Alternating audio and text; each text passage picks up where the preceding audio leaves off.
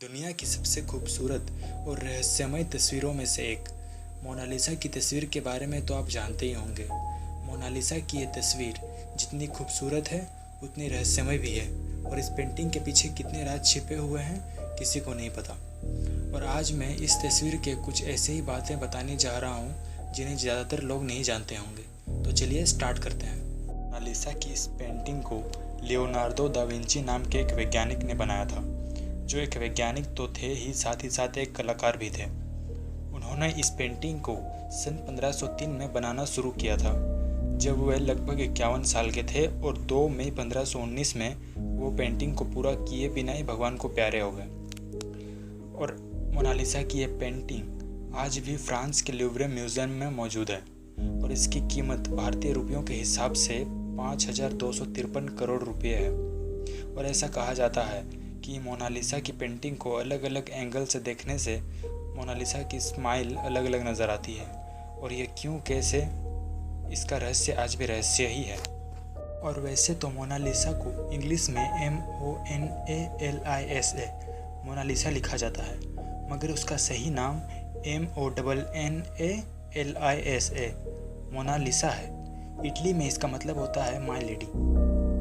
इतिहास के सबसे महान सेनापतियों में से एक नेपोलियन बोनापार्ट को ये पेंटिंग बहुत पसंद आ गई थी, जिसके चलते उन्होंने यह पेंटिंग अपने कमरे में लगवा दी थी।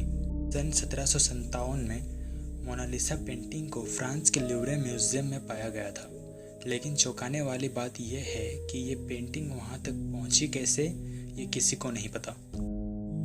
1951 में एक आदमी ने मोनालिसा की इस पेंटिंग पर पत्थर फेंका था, जिसकी वजह से मोनालिसा के बाएं हाथ की कोहनी के सामने एक स्क्रैच आ गया था। और फिर इस पेंटिंग की सुरक्षा को ध्यान में रखते हुए फ्रांस की गवर्नमेंट ने उस पेंटिंग के लिए लूव्रे म्यूजियम में एक स्पेशल रूम बनाया, जिसका टेम्परेचर ऐसा रखा गया जिससे पेंटिंग को कोई नुकसान ना पहुंचे। इस कमरे को बनाने के लिए म्यूजियम ने तकरीबन 50 करोड़ रुपए खर्च किए और इस पेंटिंग को एक बुलेट प्रूफ शीशे के अंदर रखा गया। 21 अगस्त 1911 इस पेंटिंग के इतिहास का सबसे खतरनाक दिन, जब ये पेंटिंग म्यूजियम से चोरी हो गया। और हैरानी की बात यह है कि 10 साल बाद वो पेंटिंग फिर म्यूजियम में वापस आ गया। उस जमाने में इस पेंटिंग की कीमत $100 मिलियन थी। वाकई कुछ तो है इस पेंटिंग में, नहीं तो उस जमाने में इतने सारे तकनीक उपलब्ध नहीं होने के बावजूद लियोनार्दो ने ऐसी पेंटिंग कैसे बना डाली, जिसकी कीमत के आगे आज की तकनीक भी कुछ नहीं लगती। लियोनार्दो दा विंची एक पेंटर होने के साथ साथ एक लेखक भी थे, लेकिन उन्होंने अपनी सबसे फेवरेट पेंटिंग मोनालिसा का जिक्र कभी नहीं किया था, जिससे आज तक ये बात रहस्य ही बना हुआ है कि आखिरकार वो औरत कौन है जिसकी पेंटिंग मोनालिसा पेंटिंग में बनाया गया है। लेकिन माना जाता है कि 2005 में एक लेटर मिला, जिसको लियोनार्दो के ही दोस्त ने लिखा था, और अपनी दूसरी बेटी के जन्मदिन पर लियोनार्दो से अपनी पत्नी जिया कोंडो की पेंटिंग बनाने को कहा गया था। पर जिस वक्त ये पत्र लिखा गया था, उस वक्त विंची इस पेंटिंग पर काम कर रहे थे, इसलिए पूरी तरह यह कह पाना सही नहीं होगा कि जिया कोंडो ही मोनालिसा है। 2004 में एक वैज्ञानिक ने मोनालिसा की पेंटिंग को स्पेक्ट्रल लाइट्स टेक्नोलॉजी के हाई इंटेंसिटी लाइट्स और मल्टी लेंस कैमरा की मदद से अलग अलग लेयर्स निकाल लिए, और उससे उन्हें यह पता चला कि मोनालिसा पेंटिंग बनाने में लियोनार्दो दा विंची ने जो पेंट इस्तेमाल किया था उसकी मोटाई 40 माइक्रोमीटर थी, यानी एक बाल से भी ज़्यादा पतली, जिसमें कोयला भी शामिल था। ये बात भले ही रहस्य ना लगे, मगर रहस्य तो यह है कि इस तस्वीर में इतने पतले पेंट का इस्तेमाल करने पर भी ये आज तक, यानी 500 सालों से भी ज़्यादा सालों तक सुरक्षित है। इस रहस्यमय तस्वीर को बनाने में लियोनार्दो दा विंची ने स्फुमेटो तकनीक का इस्तेमाल किया है, जिसमें पेंटिंग में कहीं आउटलाइन नहीं होती, और अगर कहीं होती भी है तो उसको 2 रंगों से मिलाकर सीमलेस बना दिया जाता है।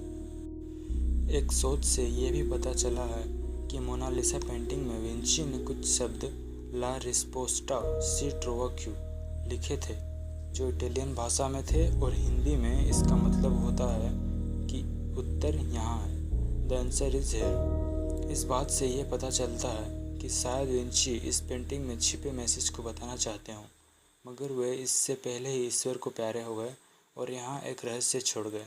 पैरानॉर्मल क्रूसिबल नाम के एक वेबसाइट ने यह बताया कि मोनालिसा की पेंटिंग में एलियन छुपा है, पर यह बात कितना सच और कितना झूठ है इसका तो अभी तक कोई जवाब नहीं है। मगर जब हम मोनालिसा की दो पेंटिंग लेते हैं और दोनों का मुंह बाएं और दाएं करके मिलाते हैं तो बीच में एक एलियन जैसी आकृति बनकर आती है। ये बात तब सोचने पर मजबूर करती है जब ये आकृति वहीं बनती है जहाँ पर विंची ने लिखा था, उत्तर यहाँ है। आप इस तस्वीर में खुद देख सकते हैं कि मोनालिसा की दो फोटो को मिलाकर ये तस्वीर क्या दर्शाती है।